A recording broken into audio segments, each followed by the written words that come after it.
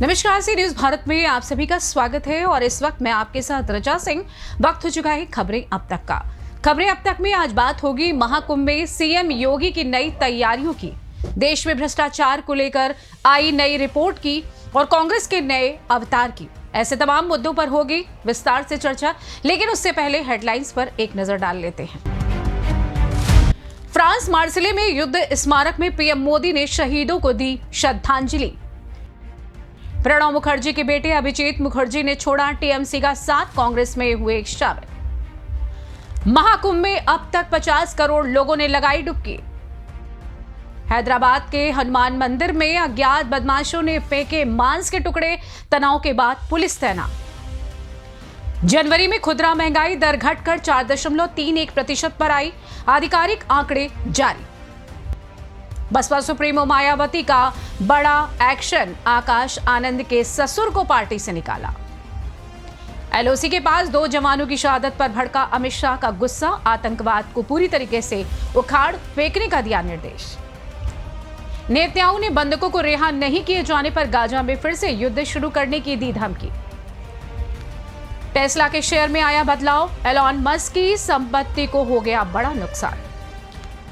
Share बाजार में लगातार छठे दिन गिरा, सेंसेक्स 122 अंक टूटा, निफ्टी 23,000 के करीब पहुंचा। हेडलाइंस के बाद आपका स्वागत है। अब बात करेंगे खास मुद्दों पर। प्रयागराज में आज यानी बुधवार को माघी पूर्णिमा का त्योहार पूरे जोश और श्रद्धा के साथ मनाया गया। संगम की पवित्र धारा में डुबकी लगाने के लिए लाखों श्रद्धालु पहुंचे और त्रिवेणी घाट पर तो ऐसा लगा जैसे आस्था का सैलाब उमड़ पड़ा हो। सोमवार से ही श्रद्धालुओं की तादाद बढ़नी शुरू हो गई थी, लेकिन आज तो पूरा मेला परिसर ही भरा पड़ा है। केवल प्रयागराज ही नहीं, आसपास के इलाकों से भी भारी भीड़ उमड़ आई है। प्रशासन और सरकार ने इस भीड़ को संभालने के लिए जबरदस्त इंतजाम किए हैं और ये सुनिश्चित किया है कि हर श्रद्धालु को सुरक्षित और आराम से अपने धार्मिक कर्तव्यों को पूरा करने का मौका मिले। उत्तर प्रदेश के मुख्यमंत्री योगी आदित्यनाथ ने इस दिन की निगरानी की पूरी जिम्मेदारी उठाई है और वो आज सुबह 4 बजे से ही माघ पूर्णिमा स्नान की देखरेख कर रहे हैं। उनके साथ डीजीपी प्रशांत कुमार, प्रमुख सचिव संजय प्रसाद और सीएम सचिवालय के अधिकारी भी सक्रिय रूप से जुड़े हुए हैं। सीएम योगी ने मंगलवार को प्रशासन के साथ बैठक कर माघ पूर्णिमा के लिए नया ट्रैफिक प्लान को लागू किया है। पूरे शहर को नो व्हीकल जोन घोषित कर दिया गया है और वीवीआईपी पास भी रद्द कर दिए गए हैं। सुरक्षा, यातायात और भीड़ नियंत्रण को लेकर विशेष योजना बनाई गई है। सीएम योगी ने अधिकारियों को यह निर्देश दिया है कि वो श्रद्धालुओं की सुरक्षा को सबसे पहले प्राथमिकता दें और हर व्यवस्था को कुशलतापूर्वक लागू करें। वहीं प्रयागराज महाकुंभ में 11 फरवरी की शाम तक 45 करोड़ लोग त्रिवेणी में पुण्य की डुबकी लगा चुके हैं। प्रदेश की योगी सरकार इन्हें सकुशल सुव्यवस्थित इनके गंतव्य तक पहुंचाने के लिए पूरी तन्मयता से कार्य कर रही है।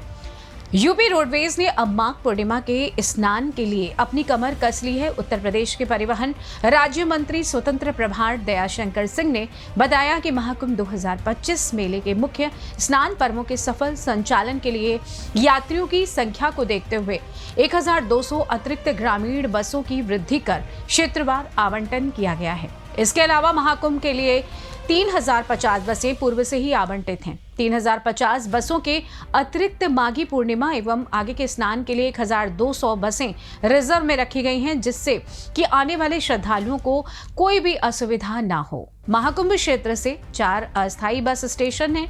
यहां पहुंच रहे आगंतुकों के लिए हर 10 मिनट में रोडवेज बस आपको मिलेगी। रोडवेज अधिकारियों के मुताबिक हर 2 मिनट में शटल सेवा उपलब्ध है। बस स्टेशन में भीड़ न होने पाए, इसके लिए भी अलग से व्यवस्था की गई है। वहीं परिवहन राज्य मंत्री ने परिवहन निगम के अधिकारियों को निर्देश दिए कि आगे आने वाले दिनों में सभी अमृत स्नान के साथ ही आम दिनों में भी श्रद्धालुओं को बसों की कोई समस्या न हो। देखा जाए तो मुख्यमंत्री योगी आदित्यनाथ के कड़ी निगरानी और नए ट्रैफिक प्लान के जरिए न केवल श्रद्धालुओं की सुरक्षा सुनिश्चित की गई, बल्कि उनकी यात्रा को भी आरामदायक और सुव्यवस्थित बनाया गया। इतना ही नहीं, यूपी रोडवेज ने 1200 अतिरिक्त बसों का इंतजाम किया और शटल सेवाओं का संचालन किया, ताकि श्रद्धालु बिना किसी परेशानी के अपने गंतव्य तक पहुंच सकें। ये प्रशासन की ओर से एक बेहतरीन उदाहरण है, जिसमें हर छोटे से बड़े पहलू पर ध्यान दिया गया है। फिलहाल इसी के साथ हम रुक करेंगे हमारी अगली रिपोर्ट की ओर। भारत में भ्रष्टाचार को लेकर अक्सर सवाल पूछा जाता है। नेता इसे चुनावी मुद्दा भी बनाते हैं। मौजूदा सरकार ये दावा करती है कि भ्रष्टाचार पर प्रहार कर रही है, लेकिन इस वक्त भ्रष्टाचार की हालत क्या है, चलिए आपको बताते हैं। भारत में भ्रष्टाचार की कहानी दिलचस्प नहीं बल्कि गहरी भी है। ट्रांसपेरेंसी इंटरनेशनल की हालिया रिपोर्ट ने इसे एक बार फिर से उजागर किया है और उन्हें हमें ये समझने का मौका दिया है कि देश में भ्रष्टाचार की स्थिति कितनी गंभीर है। तो चलिए एक नजर डालते हैं भारत के भ्रष्टाचार के आंकड़ों पर, जो 2014 से 2024 तक का सफर बयां करते हैं। 2024 में भारत को 38 अंक मिले, जो 2023 में मिले 39 अंकों से थोड़ा कम है। पिछले 10 वर्षों में यह लगातार गिरावट को दर्शाता है। 2014 में जब भारत का स्कोर 38 था, तब से अब तक उस स्थिति में कोई खास सुधार नहीं हुआ। यही नहीं, 2023 में भारत की रैंकिंग 93वीं थी, जबकि 2024 में ये और नीचे गिरकर 96वीं हो गई। अगर पड़ोसियों की बात करें तो पाकिस्तान 135वें, श्रीलंका 121वें, बांग्लादेश 149वें स्थान पर है। चीन ने इस मामले में भारत को थोड़ा पीछे छोड़ते हुए 76वां स्थान हासिल किया है। इसके अलावा एक दिलचस्प तथ्य ये भी है कि भारत के पास इस साल 38 अंक हैं, जबकि डेनमार्क को 100 में से 90 अंक मिले, जिसमें ये देश भ्रष्टाचार में सबसे कम प्रभावित पाया गया।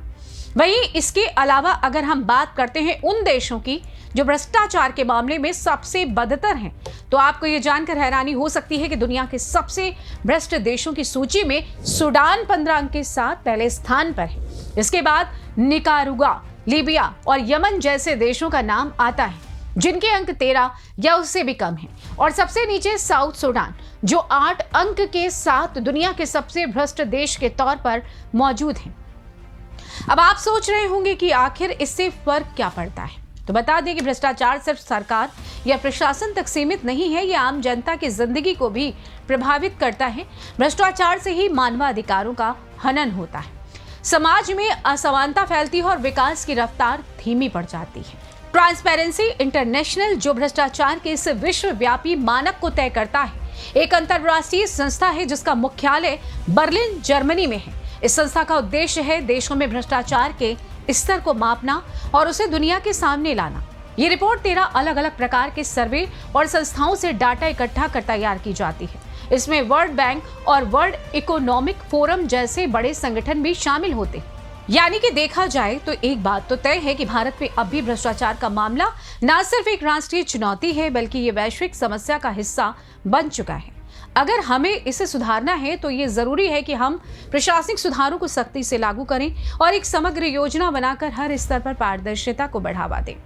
तभी हम एक सशक्त और पारदर्शी भारत का निर्माण कर पाएंगे, जो न सिर्फ भ्रष्टाचार को कम करने में सफल हो, बल्कि आने वाली पीढ़ियों के लिए एक आदर्श बन सके। फिलहाल इसी के साथ रुक करेंगे अगली रिपोर्ट की ओर। कांग्रेस ने दिल्ली विधानसभा चुनाव में जिस तरह से अपनी ताकत दिखाई, उसने पूरे देश में सियासी हलचल मचा दी है। अब पार्टी ने साफ कर दिया है कि वो ना तो किसी के दबाव में आएगी और ना ही अपने हिस्से के बिना कोई समझौता करेगी। दिल्ली में कांग्रेस और आप का मुकाबला हुआ और नतीजा ये निकला कि कांग्रेस ने आप के गेम को उलट पलट के रख दिया। अब अगर कांग्रेस और आप मिलकर चुनाव लड़ते तो बीजेपी के लिए सत्ता में वापसी करना मुश्किल हो जाता, लेकिन कांग्रेस ने बिना किसी समझौते के अकेले दम पर मुकाबला किया और पार्टी का वोट शेयर बढ़ा दिया। यहां से कांग्रेस का असली खेल शुरू होता है। दिल्ली में अपनी सफलता के बाद कांग्रेस अब सिर्फ अपनी राजनीतिक जमीन को मजबूत करने के लिए नहीं, बल्कि हर राज्य में अपना दबदबा बनाने के लिए तैयार है। यूपी हो, बिहार हो या बंगाल, कांग्रेस ने साफ संदेश दिया है कि वो अपने सहयोगी दलों से अपनी हिस्सेदारी मांगने में पीछे नहीं हटेगी। अब कांग्रेस की योजना सिर्फ दिल्ली तक नहीं, बल्कि यूपी में 100 से ज्यादा सीटों पर अपनी तैयारी शुरू कर दी है। बिहार में गठबंधन के भीतर कांग्रेस अपनी सीटों और डिप्टी सीएम की मांग को लेकर तैयार है। और यही नहीं, बंगाल में भी कांग्रेस अपनी रणनीति को आक्रामक तरीके से लागू करेगी। तो अब कांग्रेस के पास है दमदार कनेक्टिविटी, दिल्ली से लेकर यूपी, बिहार और बंगाल तक। कांग्रेस का फोकस बिल्कुल स्पष्ट है। वो किसी को भी अपनी ताकत को कम करने का आंकने का मौका नहीं देगी और दिल्ली में मिली जीत के बाद कांग्रेस का हौसला अब आसमान छू रहा है। अब देखना यह होगा कि कांग्रेस अपनी इस धमाकेदार रणनीति के साथ आगे बढ़ते हुए किस तरीके से अपने सहयोगी दलों से सम्मानजनक हिस्सेदारी हासिल करती है और किस तरीके से चुनावी रणभूमि में अपना दबदबा बना पाती है।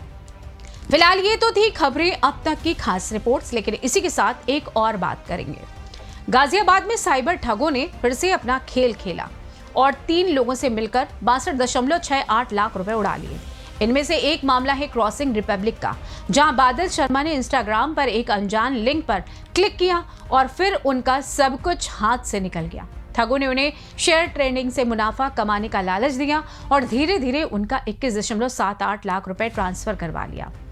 अब बादल शर्मा ने जैसे लिंक क्लिक किया, वो एक अजनबी व्हाट्सएप ग्रुप में जोड़ दिए गए, जहां उन्हें निवेश के लिए जोर डाला गया।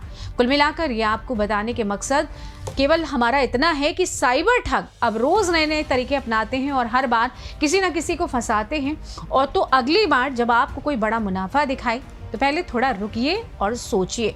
अनजान लिंक पर क्लिक करना या जल्दी जल्दी पैसे ट्रांसफर करना आप भूल कर भी ना करें। इन ठगों का काम है ये और हमें बेवकूफ़ बनाना, लेकिन अगर हमें थोड़ी सी समझदारी से अगर हम काम लेते हैं तो ये भी सफल नहीं हो सकते हैं। फिलहाल के लिए हमें दीजिए इजाजत। नमस्कार।